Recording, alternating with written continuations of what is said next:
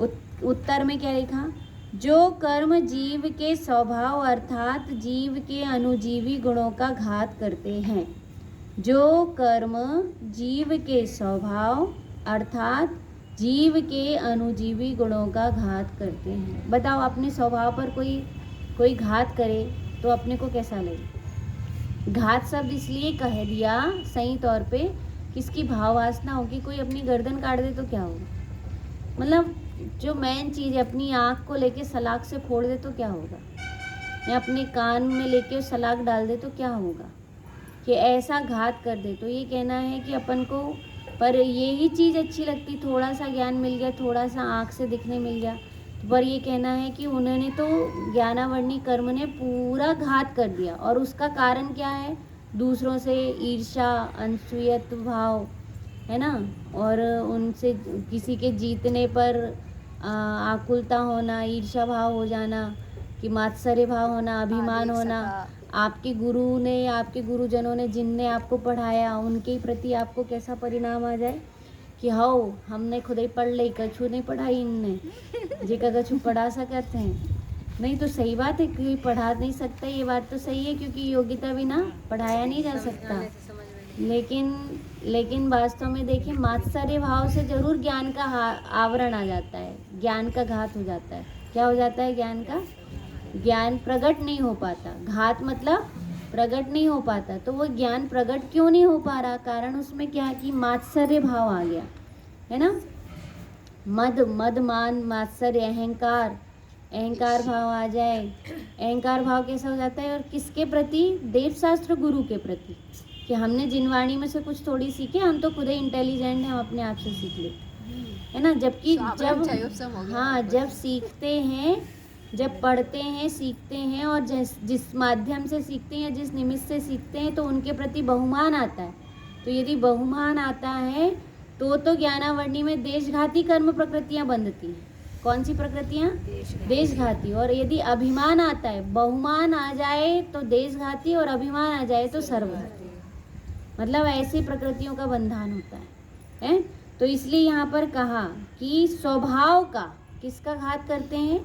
स्वभाव का। बताओ, दूसरे का ज्ञान अपना जा क्या रहा है? यदि दूसरे के ज्ञान की प्रशंसा कर दी तो आखिर वो, उसका ज्ञान उसके पास है, अपना ज्ञान अपने पास है ना। उसका ज्ञान जो है वो उस जीव के साथ उसके ज्ञान का क्या है?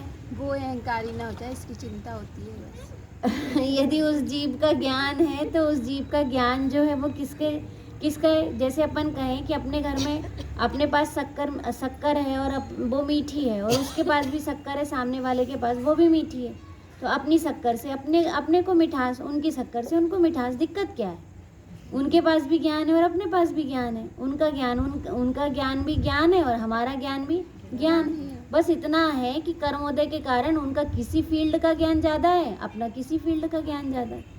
तो जब किसी फील्ड का ज्ञान कहीं कहीं ज़्यादा है तो इसमें मात्सर्य या अहंकार करने की क्या बात। अब किसी के नंबर ज़्यादा आ जाए परीक्षा में, किसी के नंबर कम आए तो क्या होगा कि अब भाई अपने को तो दूसरे का ज्ञान का आदर करना चाहिए कि आपके पास ये वाला ज्ञान है।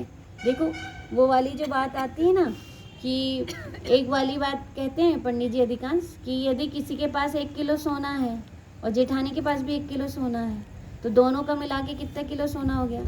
2 किलो। तो मुझे ये चीज़ ज्ञान में भी लग रही कि आपके पास कितना क्षयोपशम ज्ञान है, कि आपको कढ़ाई बुनाई का ज्ञान है, और आपके साथी जो है उनको किसका ज्ञान है? भोजन पानी। कि उनको भोजन पानी का ज्ञान है, या ड्राइंग का ज्ञान है, या फिर और किसी फील्ड का, और कहीं मोबाइल लैपटॉप का ज्ञान है, किसी तो को स्टोर रूम का होता है, किसी को स्टोर रूम का ज्ञान है। तो अब आपको ये समझिए कि वो एक फील्ड का ज्ञान उनके पास है, एक फील्ड का ज्ञान आपके पास है, तो दो प्रकार के दो ज्ञान मिल गए, तो वो तो बढ़ गया ना आपके पास वो ज्ञान। तो उस व्यक्ति का आदर करना चाहिए कि फिर उससे ईर्ष्या अहंकार करना चाहिए, कि मास्टर करना चाहिए। हाँ, क्षयोपशमिक ज्ञान की बात चल रही है कि सामान्य ज्ञान की बात चल रही है? क्षयोपशमिक ज्ञान की। सामान्य ज्ञान कौन सा? जानना देखना सामान्य ज्ञान। वो भी जानना देखना सामान्य ज्ञान नहीं, अभी क्षयोपशमिक ज्ञान। स्वभाव का घात सामान्य ज्ञान में होगा, और क्षयोपशमिक ज्ञान वो ज्ञानावर्णी कर्म का होगा। हाँ, ठीक है ना। तो बात समझ में आई।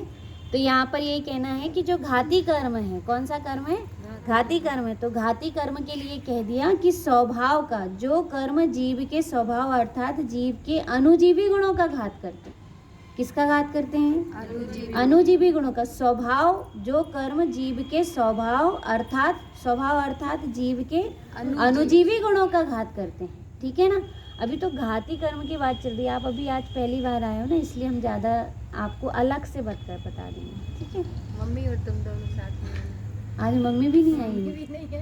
हाँ, जो कर्म जीव के